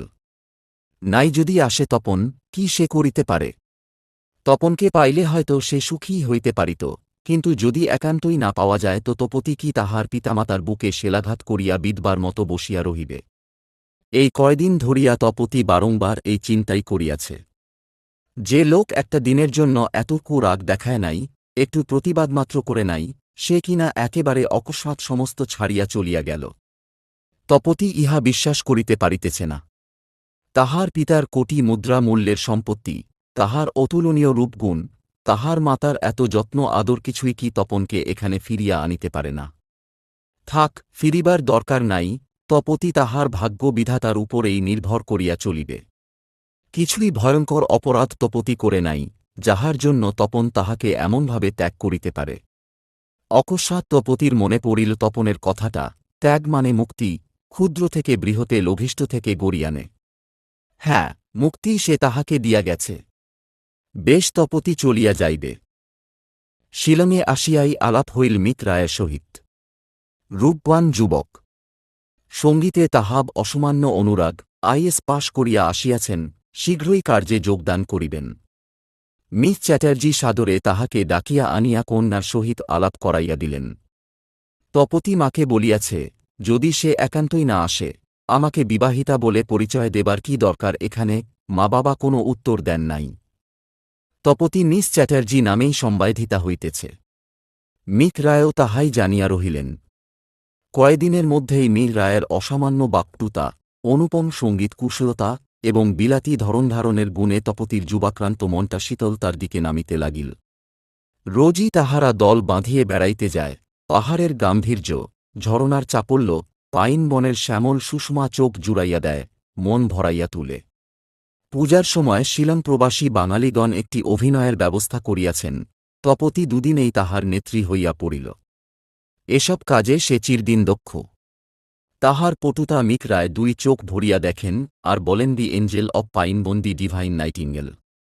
তপতি রুমাল দিয়া তার গায়ে হালকা আঘাত করিয়া বলে, নটি বয়। অভিনয়ের আয়োজন সমারোহে চলিতেছে। বিজয়ার দিন অভিনয়। কল্যাণী দেবী কহিল, মিস চ্যাটার্জির সঙ্গে মিক রায়ের বিয়ের দৃশ্যটা বড্ড হাসির। কেন? প্রশ্ন করিল তপতি। মিক রায় বিলেতে কিছু করে এসেছেন কি না কে জানে। অভিনয়ে তার কি ক্ষতি হবে? তপতি রুস্বরে প্রশ্ন করিল। অভিনয়টা মাঝে মাঝে সত্য হয়ে ওঠে কিনা কথাটা বলিয়া কল্যাণী হাসিল। আপনার কথাটাকে সত্যের মর্যাদা যদি উনি দেন, কল্যাণী দেবী, তাহলে আমি আপনাকে নিজের খরচে বিলেত পাঠাব এনকোয়ারি করতে বলিলেন মিক রায়। মিক রায়ের এই কথায় সবাই হাসিল। কল্যাণী কহিল, আপনি তো বেশ চালাক। আমার কথাটাকে ঘুরিয়ে ওর কাছে প্রপোজ করে বসলেন। বুদ্ধি আপনার সত্যি হাকিমের মতো। অতসী কহিল, হাকিমের আর দরকার হবে না, হুকুম তামিল করবেন এবার থেকে। তপতি একক্ষণ চুপ করিয়াই ছিল, হঠাৎ একটু তীক্ষ্ণ স্বরেই কহিল, ঠাকুরদা বলত, যার বিয়ে তার মনে নেই, পাড়াপড়শির ঘুম নেই। আপনাদের দেখছি সেই অবস্থা। কিন্তু আমার একটা কথা আছে। সমস্বরে প্রশ্ন হইল, কি? বিয়ের দৃশ্যটা বাদ না দিলে নাটকের মর্যাদা থাকবে না। বিয়ের বন্ধনে ওই নায়কনায়িকাকে বাঁধা যায় না। নাট্যকার বিয়ের কথাটা মোটে লেখেননি। নাটকটা ভালো বলেই আমরা নিয়েছি। কিন্তু পুজোর দিন একটা করুণ নাটক। তপতি তৎক্ষণাৎ উত্তর দিল, এই জগতে বহু মানুষের মনে ওর থেকে ঢের বেশি করুণ নাটকের অভিনয় হচ্ছে। প্রস্তাব পাস হইয়া গেল। অর্থাৎ তপতির কথার প্রতিবাদ করিতে কেউ উৎসাহ দেখাইল না। তপতির এরকম কথার উদ্দেশ্য কিন্তু মিক রায় বুঝিলেন না। মিলনের দৃশ্যটা তিনিই লিখিয়াছেন। তাহার লিখিত অংশটুকুকেই তপতি পরিত্যাগ করিল কেন? তপতিকে বাড়ি পৌঁছাইবার পথে একখণ্ড শিলাসনে বসিয়া তিনি প্রশ্ন করিলেন, বিয়ের দৃশ্যটা কেন বাদ দিলেন মিস চ্যাটার্জি? তপতি আটের দোহাই দিয়া কহিল, ও বই কেন ধরলেন? আর কি বই ছিল না? জ্যোতি গোস্বামীর বই। অভিনয় করা অত্যন্ত কঠিন। বহুদিনের বিরহের পর প্রিয় মিলনের দৃশ্যটা ভালোই জমত। না, জমত না। যাদের এতটুকু কলার্স জ্ঞান আছে তারা বলবে নাটকটাকে খুন করা হয়েছে। কিছুক্ষণ মিত রায় চুপ করিয়া রহিলেন। বহুদিন তিনি বিলাতে থাকায় বাংলা সাহিত্য সম্বন্ধে বিশেষ কিছু জানেন না। প্রশ্ন করিলেন, জ্যোতি গোস্বামী পুরুষ না মেয়ে? খুব ভালো লেখে বুঝি? জানি না, কিন্তু লেখে অদ্ভুত। বই এর নামও অদ্ভুত, মুক্তির বন্ধন। অনলাইনে বেস্টসেলিং বই কিনুন। মিক রায় আশ্বস্ত হইলেন। আর্ট না ক্ষুণ্ণ করার জন্যই বোধ হয় তপতি তাহার লিখিত অংশটি হাঁটিয়া দিল। তপতির হাতের মালা তিনি সেদিন পাইবেন না। But if gracious God wills. বাড়ি ফিরিয়া আপন কক্ষে একাকী বসিয়া তপতি ভাবিতে লাগিল, মিক রায় বেশ সুন্দর ছেলে। উহাকে বিবাহ করা যাইতে পারে, অবশ্য তার পূর্বে তপনের সহিত বিবাহ বিচ্ছেদটা আইনসিদ্ধ করা দরকার। যে আশা সে এতকাল পোষণ করিয়াছে, তপনকে তাড়াইয়া তাহাই ফলবতী হইয়া উঠিল। এ ভালোই হইল। তপনের মতো একজন নিতান্ত গোঁড়া অদ্ভুত প্রকৃতির লোক লইয়া সে করিবে কি? তাহার বর্তমানের শিক্ষাদীক্ষা মোটেই তপনের উপযুক্ত নয়। মিক রায়ই তাহার ভালো। কিন্তু এত তাড়াতাড়ি করিবার কি আছে? কলিকাতা গিয়া আগে বিবাহ বিচ্ছেদটি পাকা করিয়া লওয়া যাক, তারপর মিক রায়কে আরও একটু ভালো করিয়া বোঝা যাক। এ পড়াটাও শেষ হইয়া যাক, পরে দেখা যাইবে। মিক রায় কিন্তু বড়ই ব্যস্ত হইয়াছেন। আজই তো তিনি প্রায় বলিয়া ফেলিয়াছেন, ইহার মূলে শুধুই কি তপতির রূপগুণ? না, আরও কিছু আছে, তাহার বাবার টাকা, যে টাকা জন্য তপনকে তাড়াইয়া দিয়াছে তপতি। কিন্তু এ ভাবনাও ভাবিয়া লাভ নাই। যে তাহাকে বিবাহ করিবে সেই তাহার বাবার টাকা পাইবে। মিক রায় কৃতবিদ্য ব্যক্তি, তিনি তো অশিক্ষিত তপন নন। টাকার তোয়াক্কা তিনি নিশ্চয়ই রাখেন না। মুখে পাউডারের পাফটা আরেকবার বুলাইয়া লইয়া ৩ গতি মার কাছে আসিল। মা কন্যার পরিবর্তন লক্ষ্য করিতেছে, কহিলেন, ততার গলায় ইংরাজি গানগুলো বেশ মিষ্টি লাগে, খুকি। কটা শিখলি? শিখেছি ৩-৪টা। মিক রায়ের শেখাবার পদ্ধতিটা বেশ মা, চটপট শেখা যায়। মা খুশি হইয়া কহিলেন, বেশ ছেলেটি, কথাবার্তা চালচলন চমৎকার। তপতি বিদ্রূপ করিয়া কহিল, তোমার তপনের চেয়ে নাকি? মা ব্যথিত হইয়া কহিলেন, তার কথা কেন, খুকি? সে তো সব ছেড়ে চলে গেছে। তপতি বলিল, এখনও বিচ্ছেদটা কোর্ট থেকে পাকা হয়নি। তুমি তো বোকা মেয়ে, বোঝে কচু। ২ লাখ টাকায় ওর পেট ভরেনি, আরও অত্যন্ত লাখখানেক চায়, তাই মুক্তিপত্রটা এখনও হাতে রেখে দিয়েছে। মা কিছুক্ষণ চুপ করিয়া রহিলেন, তারপর বলিলেন, যাগ্গে খুকি, যেতে দে। টাকাটাই ওর লক্ষ্য ছিল, মা। আমি যে ওকে নেব না, সেকথা ওকে প্রথম দিনই বুঝিয়ে দিয়েছিলাম ঘর থেকে বার করে দিয়ে। লোকটা এত বেশি চালাক যে ৭ মাস ধরে অভিনয় করে তোমাদের ঠকিয়ে গেল। মাসোহারার টাকাটা তোমার কাছে জমা রেখে ও বোঝালে, কারও দান ও নেয় না, আর বোকা তোমরা ২ লাখ টাকা দিয়ে দিলে, একটা হিসাব পর্যন্ত চাইলে না। কিন্তু অফিসের কেরানিটাকে রক্ত দেওয়া। তপতির একটা খটকা লাগিল। পরমুহূর্তেই তাহার তীক্ষ্ণবুদ্ধি তাহাকে সাহায্য করিল, কহিল, ও একটা মস্ত চাল। অফিসের টাকায় তাকে হাসপাতালে রেখেছে, শিখিয়ে দিয়েছে ওই কথা বলতে, কিংবা দিয়েছে একটু রক্ত, তাতেই কি? শরীরটায় তো রক্তের তার অভাব নেই, যা খাওয়া তুমি খাওয়াতে ওকে। তপতি আপনার কথায় আপনি হাসিয়া উঠিল। মারও মনে হইতেছে, হয়তো ইহাই সত্য হইবে। তথাপি তিনি বললেন, না চলে গেলেও পারত। না, ধরা ও পড়াতেই, তাই জেলে যাবার ভয়ে পালিয়েছে দেশ ছেড়ে। বিস্তর বাংলা বই ও পড়েছে, বুঝলে মা। বাংলা কথা কইলে ওকে কিছুতেই ধরা যায় না। অনলাইনে বেস্টসেলিং বই কিনুন। মা সত্যই আজ বিভ্রান্ত হইয়া উঠিলেন। তপন কি তাহাদের এমনিভাবে সত্যই ঠকাইয়াছে? তপতি আহার সাবিয়া শয়নকক্ষে গেল। শয়নের বেশ পরিধান করিতে গিয়া সে আপনাকে বারবার নিরীক্ষণ করিল দর্পণে। নিটোল কপোল আবার রক্তাভ হইয়া উঠিতেছে। কটাক্ষের বিদ্যুৎও আবার ফিরিয়া আসিয়াছে পূর্বের মতো। মসৃণ বাহুতে তরঙ্গারিত হইতেছে দেহের দুটি। রক্তরাঙা ঠোঁটা উল্টাইয়া তপতি আপন মনে বলিলেই ওষ্ঠে যে প্রথম প্রেমচুম্বন আঁকিবে সে তপন নয়। ও কি দারুণ ভুল সে করিতে বসিয়াছিল! শরীরটা তাহার ভাঙিয়া গিয়াছিল আর কি! প্রথম জীবনের প্রণয়োচ্ছ্বাস। বোকামি আর কাহাকে বলে! সেই ভণ্ডটার জন্য প্রাণ দিতে বসিয়াছিল তপতি। গান গাহিতে গাহিতে তপতি শুইয়া পড়িল হয়েন দায়ী বিলাভের কামস। অভিনয়ের দিন আরেকবার মিক রায় অনুরোধ করিলেন শেষ দৃশ্যটা জুড়িয়া দেবার জন্য। কিন্তু তপতি দৃশ্যরে কহিল, না। তাহলে আমি অভিনয় করব না, বিয়ের বন্ধন আমি সইতে পারিনে। সকলেই আশ্চর্যিত হইয়া কহিলেন, অর্থাৎ বিয়ে আপনি করবেন না নাকি? কলহাস্যে সকলকে চমকাইয়া দিয়া তপতি কহিল, বিয়ের চেয়ে বড় কিছু আমি করতে চাই। মিক রায় কহিলেন, আইডিয়াটা চমৎকার, কিন্তু কি সেটা? যিনি আমার বিয়ে করবেন তিনি সেটা আমায় বলবেন। মিক রায় ব্যাকুল হইয়া ভাবিতে লাগিলেন, তা কি হইতে পারে? বিবাহের চেয়ে বড় তো প্রেম। কহিলেন, প্রেম? আমি পাদরী নই যে যিশুকে প্রেম নিবেদন করব। সকলেই হাসিয়া উঠিল। মিক রায় আরও খানিক ভাবিয়া বলিলেন, বুঝেছি, আপনার ইচ্ছে কম্প্যানিয়েট ম্যারেজ। হো হো করিয়া হাসিয়া তপতি কহিল, আপনার বুদ্ধিতে কুলোবে না, মিক রায়, চুপ করুন। চারদিক অন্ধকার দেখিয়া মিক রায় থামিয়া গেলেন। তপতি কহিল, আমিই বলে দিচ্ছি, শুনুন। বিবাহের চেয়ে বড় হচ্ছে অবিবাহিত ছেলেদের মাথাগুলো চিবিয়ে খাওয়া। হাসিয়া কল্যাণী কহিল, ওটা বুঝি এখন আস্বাদন করছিস? চুপ কর, লক্ষ্মী ছাড়ি। ওর মাথায় গোবরের গন্ধ। সকলেই হাসিয়া উঠিল। মিক রায়ও হাসিলেন। কিন্তু তপতিকে তাহার অত্যন্ত দুর্বোধ বোধ হইতেছে।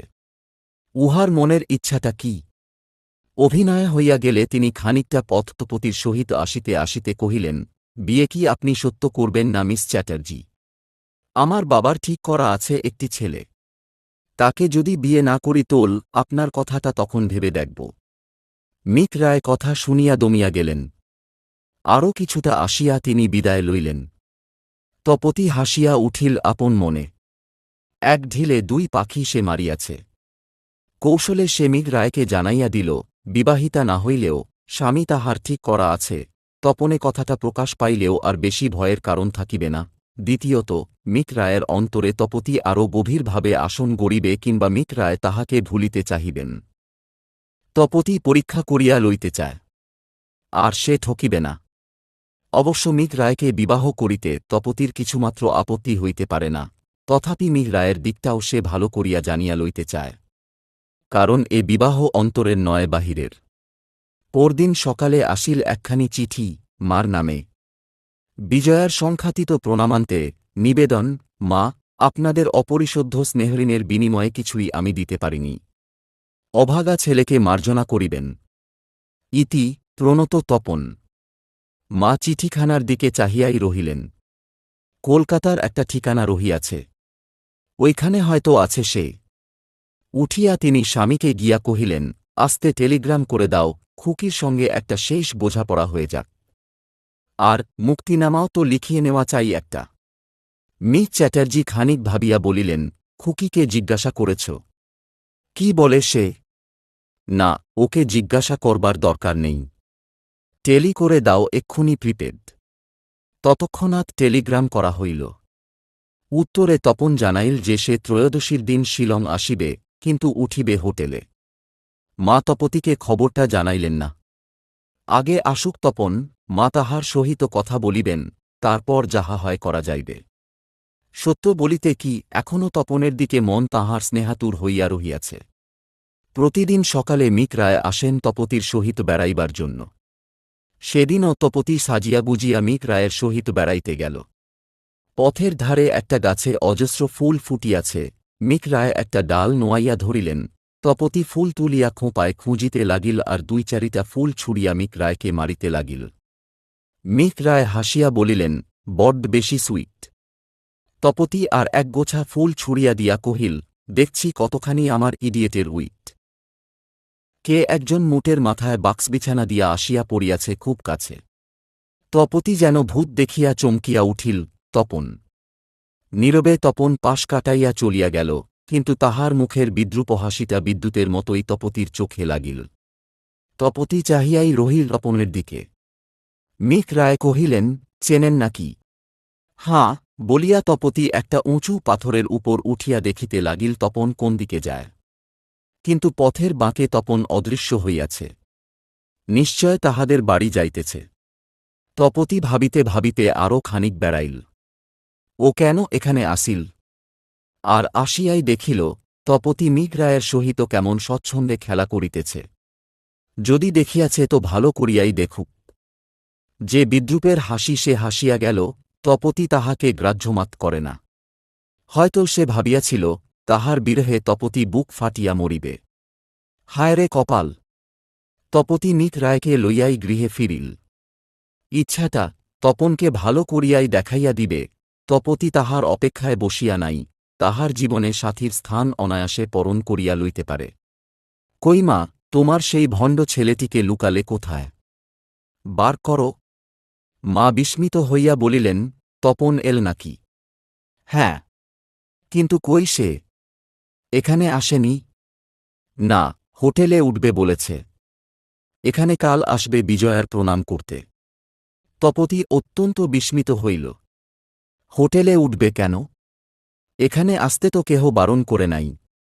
মাকে শুধাইল, তুমি জানতে ও আসবে?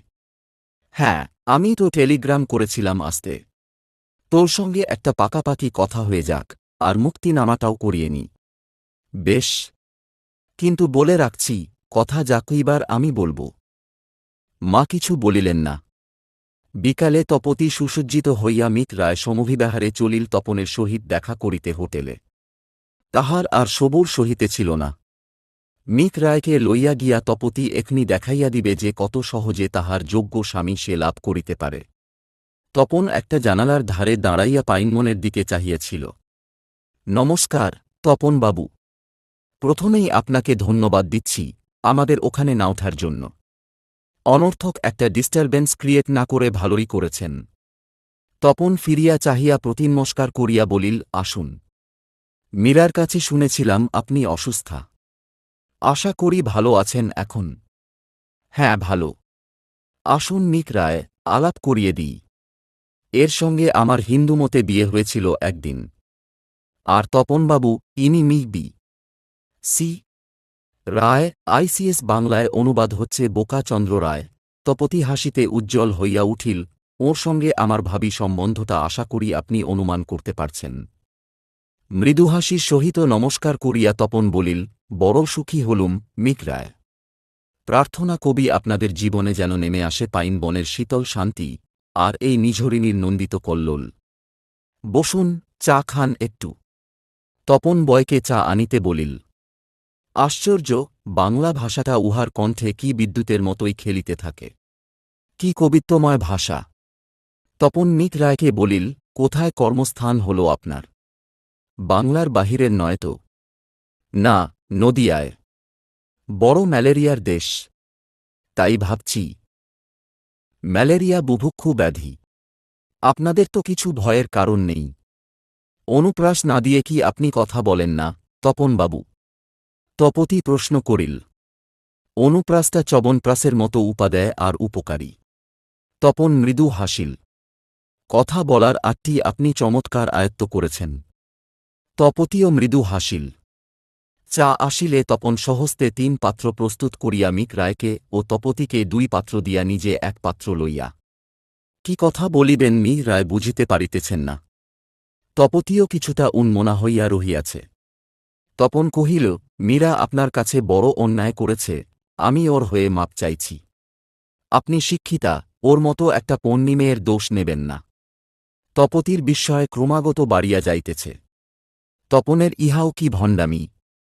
সংযত কণ্ঠে কহিল, না, কিছু মনে করিনি। আপনি আমাদের ওখানে যাবেন না।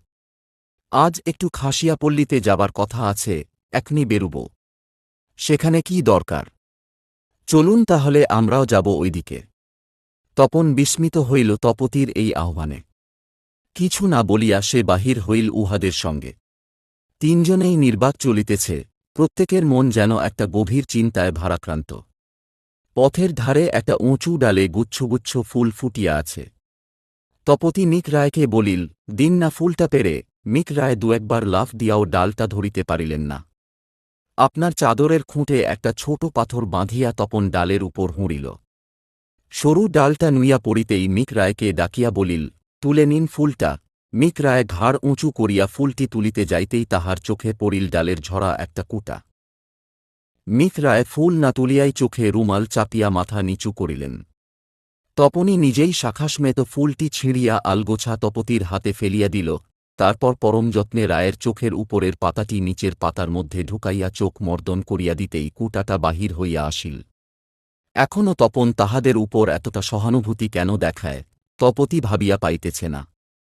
মিক রায়কে সে লইয়া আসিল তপনকে আঘাত করিতে, আর তপন কিনা পরম যত্নে তাহারই সেবা করিতেছে। এতকু বিচলিত হইল না, লোকটা আশ্চর্য। আইনকন আপনার কি রকম লাগছে? তপতি প্রশ্ন করিল নীরবতাটা অসহ্য বোধ করিয়া। সহাস্যে তপন উত্তর দিল, মায়ের মুখের প্রশান্ত স্নিগ্ধতার মতো স্নেহমাখা।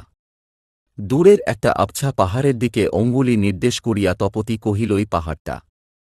তপন নিম্নকণ্ঠে উত্তর দিল, দুঃখের দিনে সুখের স্মৃতির মতো বিষাদময়। কয়েকটা পুষ্পিত বৃক্ষের দিকে তাকাইয়া তপতি বলিল, ওই ফুলবিথিকা। রূপসী মেয়ের সিঁথির মতোই সুন্দর সুকুমার, ওদের সীমান্তের শোভা অক্ষয় হোক। তপতি হার মানিয়া গেল। একটা নিঝরিণীর দিকে আঙ্গুল তুলিয়া তপতি মিক রায়কে কহিল, এবার আপনি বলুন ওই ঝরনাটা কেমন লাগছে। মিক রায় কহিলেন, আপনার দোদুল্যমান বেনির মতন। হাসিয়া তপতি কহিল, ইউনিভার্সাল হল না।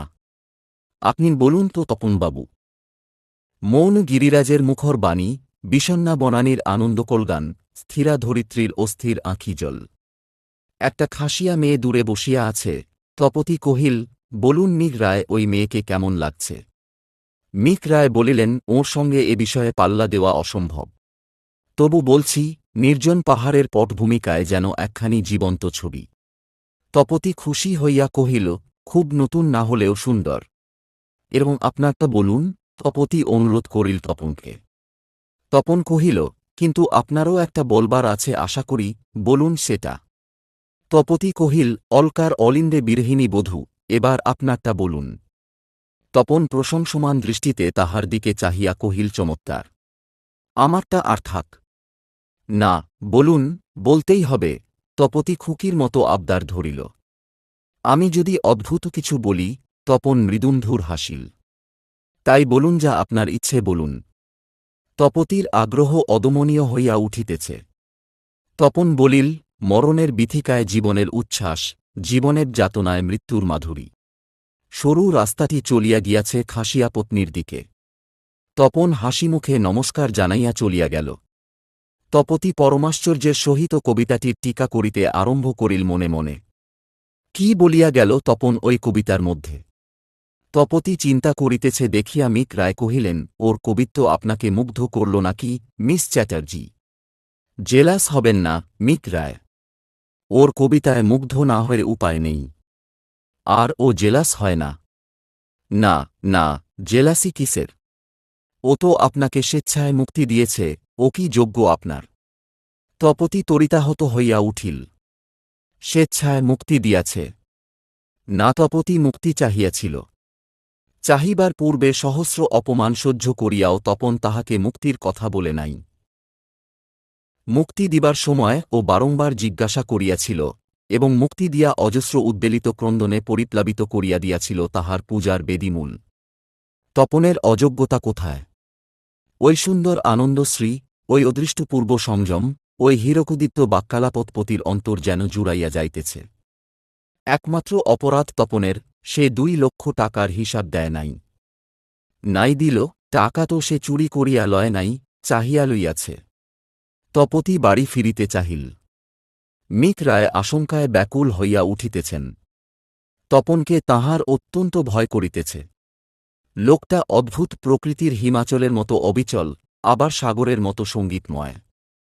কহিলেন তিনি, আরেকটু বেড়ানো যাক না, আসুন ওইদিকে। পতির ভালো লাগিতেছে না। নিতান্ত নিশ্চিন্ততায় সে যে তার শ্রেষ্ঠ সম্পদকে এমন করিয়া নিঃশেষে মুছিয়া দিতে পারে, সে কে? মানুষ না পাথর, না দেবতা। আর বেড়ানো মা, মিক রায় চলুন। বাড়ি যেতে হবে আমায় বলিয়াই তপতি ফেরার পথ ধরিল। অগত্যা মিক রায়ও ফিরিলেন। সারা পথ নীরবে তপতি হাঁটিয়া আসিল। মিক রায়ও কোনো কথা বলিতে পারিলেন না। রাত্রি গভীর। আপন কক্ষে বসিয়া তপতি চিন্তা করিতে লাগিল তপনের প্রত্যেকটি ব্যবহার, প্রত্যেকটি কথা, যতুর মনে পড়ে। মনে পড়ল তাহাকে জন্মদিনে দেওয়া অশোকগুচ্ছের সহিত ঋষিজিনচিত আশীর্বাদ। মনে পড়িতেছে অদ্যকার কবিত্বময় আশীর্বাণী। মনে পড়িয়া গেল জীবনের যাতনায় মৃত্যুর মাধুরী কি বলিয়া গেল তপন ওই কথাটার মধ্যে। তপতির বিরহে তপন এতটুকু বাধা পাইয়াছে, তাহা তো ততির কোন দিন মনে হয় নাই। কিন্তু আজিকার ওই কথাটা, উহাই তপনের অন্তর্বেদনার আত্মপ্রকাশমধুরতম, করুণতম কিন্তু বিষাক্ত জ্বালাময়। তপতির অন্তর তৃপ্তি লাভ করিতেছে। তপনের মর্মমাঝে তবে আজও আছে তাহার আসন। ঠাকুরদা যদি একবার আসিয়া তপতিকে বলিয়া যান, প্রেমের নবীনতম বাণী তাহাকে শুনাইবে ওই তপন, তবে তাহার আদরে তপতি আজ বাঁচিয়াই যাইবে। তপতি আচ্ছন্নের মতো শয্যায় পড়িয়া রহিল। চিন্তাশক্তি তাহার বিলুপ্ত হইয়াছে যেন। সকালে নিয়মিত সময়ে মীর রায় আসিবামাত্র তপতি জানাইল, বেড়াইতে যাইবে না। মীর রায় অত্যন্ত ক্ষুণ্ণ হইয়া কহিলেন, বেড়াইবার জন্যই তো এখানে আসা মিস চ্যাটার্জি। সেটা আপনাদের পক্ষে। আমার আশা অপমানের প্রতিশোধ নিতে। কে করেছে অপমান আপনাকে? মীর রায় অত্যন্ত বিস্মিত হইলেন। ওই তপন। ও আমার নারীকে নির্মমভাবে পদদলিত করেছে, আমার প্রেমধারাকে পাষাণের মতো প্রতিহত করছে, আমার বন্ধনকে বিদায়ের নমস্কারে বঞ্চিত করেছে। বলে গেছে, আমার বিদায় অশ্রু রাখিলাম, লহ নমস্কার। তপতি হু হু করে কাঁদিয়া ফেলিল। বিস্ময় সমুদ্রে নিমজ্জিত মীর রায় নির্বাক হইয়া গেলেন। তপতি আত্মসম্বরণ করিয়া কহিল, বিকালে আসবেন মীর রায়। ও আসবে সেই সময়। আর শুনে রাখুন, ওকে আমি আজও ভালোবাসি, আমার শিরার শনিতের মতো, বুকের স্পন্দনের মতে, জীবনের যাতনার মতো। তপতি চলিয়া গেল অন্যত্র।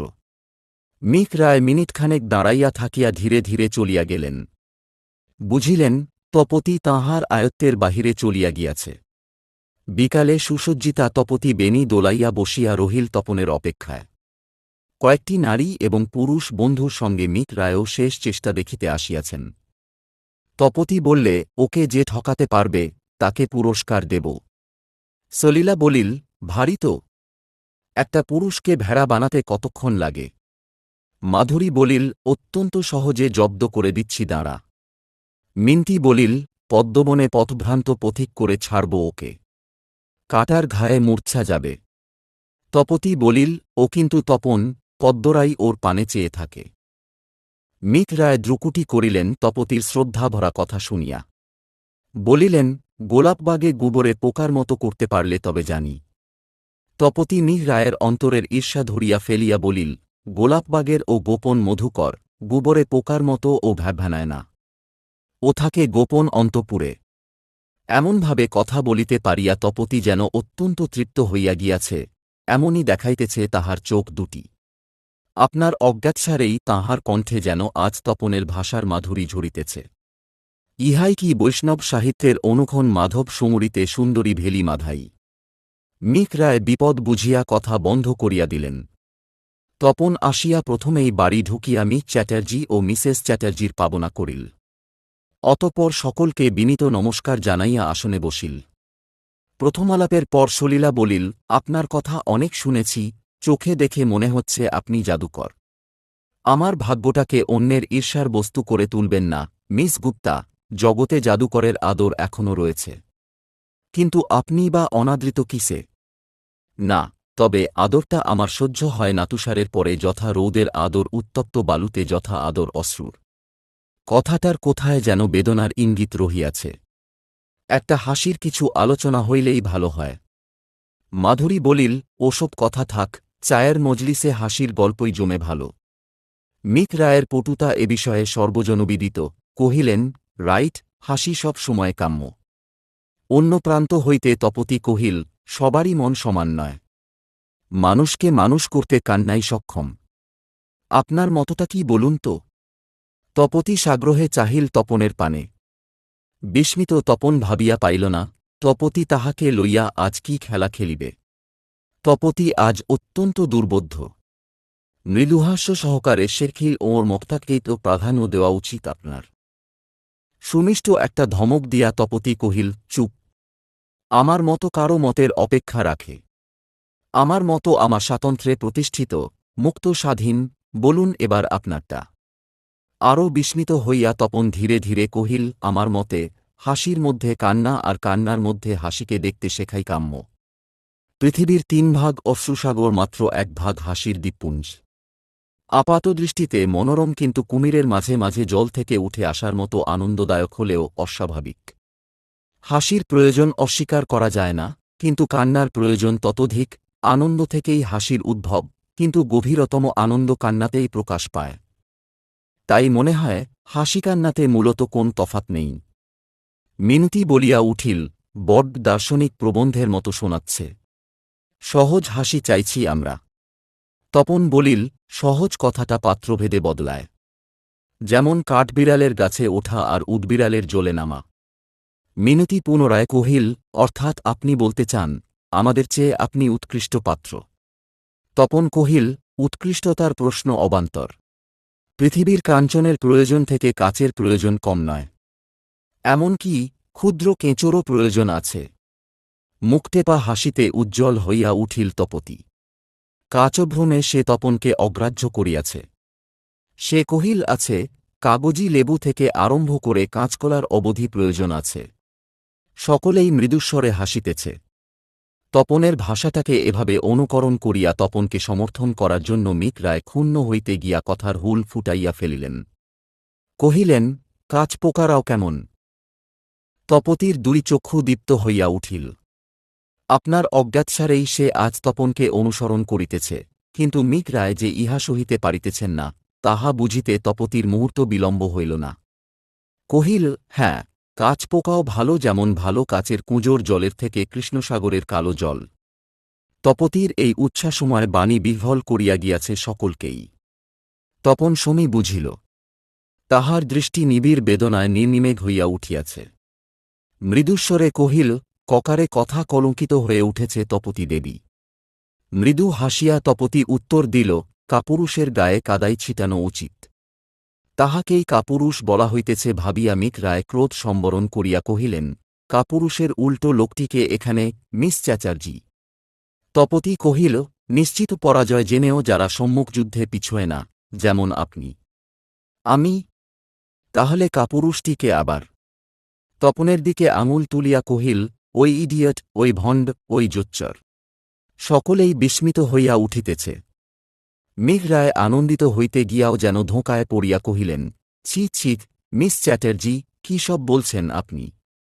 আপনাকে বারণ করেছি না আমায় মিস চ্যাটার্জি বলতে। বলবেন না আর। কিন্তু আপনি ওকে অত্যন্ত অপমান করছেন, মিস চ্যাটার্জি। মিক রায় বাধা পাইলেন। তপতী সজোরে ধমক দিল, শাট আপ। ফের মিস চ্যাটার্জি। তপতির উচ্চকণ্ঠ শুনিয়া মা তাড়াতাড়ি বাহিরে আসিলেন। খুকি হয়তো তপনের সহিত কিছু একটা কাণ্ড বাধাইয়াছে। তাহাকে দেখিয়া তপন কুণ্ঠিত স্বরে খিল, ওঁরা অতিথি, ওঁদের অসম্মান করতে নেই। মা, ওঁকে বারণ করুন। তপন মিনতিপূর্ণ দৃষ্টিতে চাহিল মার পানে। অকস্মাৎ তপতি চেয়ার ছাড়িয়া আসিয়া তাহার সুদীর্ঘ বেণীটাকে চাবুকের মতো ব্যবহার করিল তপনের বাম বাহুতে, সপাত সপাত। চিৎকার করিয়া বলিল, ওরা তোমার অতিথি, তুমি ওদের সম্মান করবে, আর তোমার বিবাহিতা পত্নীকে ওরা বার বার অসম্মান করবে মিস, বলে নিশ্চিন্ত বসে দেখবে তুমি কেন? কিসের জন্য বলতপতি আবো একটা আঘাত করিল সজোরে। এই অকস্মিকতার আঘাতে নিথর হইয়া গেছে রঙ্গভূমি। তপনের সুগের বাহুতে প্রত্যেকটি আঘাত রক্তলেখায় ফুটিয়া উঠিতেছে। মা কষ্টে আত্মসম্বরণ করিয়া কহিলেন, কি তুই করলি, খুকি? ক্রোধকম্পিত তপতি চাহিয়া দেখিল তপনের শোণিতাক্ত বাহু। উচ্ছ্বসিত ক্রন্দনে তাহার সীমান্ত লুটাইয়া পড়িল সেই রক্তের উপর। তপতি যেন আজ ওই রক্ত দিয়াই তাহার শুভ্র সীমান্ত রঞ্জিত করিয়া লইবে। অরুদ্ধ কণ্ঠে কহিল, বড় জ্বালা করছে না? তপতির আকুল কণ্ঠস্বরে আকৃষ্ট নিরুপায় তপন নির্লিপ্তর মতোই যেন বলিল, এমন কিছু না। কাঁদবার কি হয়েছে? সেরে যাবে। তারপর তপতির মাথাটি সস্নেহে তুলিয়া ধরিয়া মাকে বলিল, মা, ধরুন ওকে, পড়ে যাবে এখুনি। মা গিয়া তপতিকে ধরিলেন। তপতি থরথর করিয়া কাঁপিতেছে। একটা নীরব নমস্কার জানাইয়া তপন ধীরে ধীরে চলিয়া যাইবে। তপতি ছুটিয়া গিয়া তাহার পথরোধ করিল, যাচ্ছ যে? আমি তোমায় মুক্তি দিয়েছি, তোমায় গ্রহণ করবার সাধ্য আর আমার নেই। বিস্ময়ে তপতির চক্ষু বিস্ফারিত হইল, মুক্তি দিয়েছ? হ্যাঁ। আমার সত্য বজ্রের চেয়ে কঠোর, মৃত্যুর চেয়ে নিষ্ঠুর। সত্যভঙ্গ করে তোমায় আমার সহধর্মিনীর আসনে আর বসাতে পারব না। তপন চলিয়া যাইতেছে। কিন্তু বিনুয়া তপতি পড়িয়া যাইবে। তপন ক্ষিপ্রহস্তে তাহাকে ধরিয়া স্নেহের শীতলতম মাধুর্যে কহিল, এতদিন পরে এমন করে কেন তুমি আজ এলে তপতি? তুমি মুক্ত বিহঙ্গের মতো নীল আকাশের বিপুল বিস্তারে পাখা মেলো, আমার ধরার ধুলিতে পড়বে এসে তার ছায়া, একটি মুহূর্তের তোরে যেখানে তুমি গ্রহণ করলে তোমার আসন। মুক্তির সেই অবাধ অধিকারে রইল আমাদের চিরমিলনের আকুতি। তপন চলিয়া গেল। অকস্মাৎ তপতির আর্ত চিৎকারে দিকপ্রান্তধ্বনিত হইয়া উঠিল, ঠাকুরদা ঠাকুরদা। দিন, মাস, বৎসর চলিয়া যাইতেছে। বিশাল তপতি নিবাসে, তপনের পরিত্যক্ত কক্ষটিতে বসিয়া থাকে তপতি, একা। আত্মসমাহিত কুষ্ঠিত পিতা আসিয়া বলেন, তোর আবার বিয়ে দেব, খুকি, তুই আমাদের একমাত্র মেয়ে। নিয়তির মতো নিষ্ঠুর উদাসীন্যে তপতি উচ্চারণ করে, তাই বুঝি ঠাকুরদার সৃষ্ট দেবমূর্তিকে দানবী করে তুলেছিলে। কিন্তু ওর নিষ্ঠুর ছেইর আঘাতে আবার তাকে দেবী করে দিয়ে গেছে বাবা, এমন্দিরে আর কারও প্রবেশ নেই। যাও। স্নেহদুর্বল পিতা পুনরায় বলেন, আমার কাছে 2 লাখ টাকা নিয়ে আমারই বাবার নামে শ্যামসুন্দর ভিক্ষুকাশ্রম করেছে, এতে বড় হৃদয়বান সে। খুকি, চল ওকে ডেকে আনি। হাস্যোদ্রি কণ্ঠে তপতি উত্তর করে, ওর সহধর্মিণী আমি হয়েছি, বাবা, সত্যভঙ্গ করিয়া বিলাস সঙ্গিনী হতে আর চাইনে। মা আসিয়া স্নেহজ্জ্বল স্বরে কহেন, এমন করে কতদিন তুই থাকবি খুকি। তপতি স্নিগ্ধ ঔদার্যে আত্মপ্রকাশ করে, এমনি করে আমরণ রাখব আমার বিরহের চিতা বহ্নিমান। গভীর নিস্তব্ধ নিশীথে তপনের শূন্যসজ্জা প্রান্তে নতজানু তপতির করুণ মধুর কণ্ঠঝঙ্কার শোনা যায়। তোমায় আমায় মিলেছি, প্রিয়, শুধু চোখের জলের ব্যবধানটুকু রইল।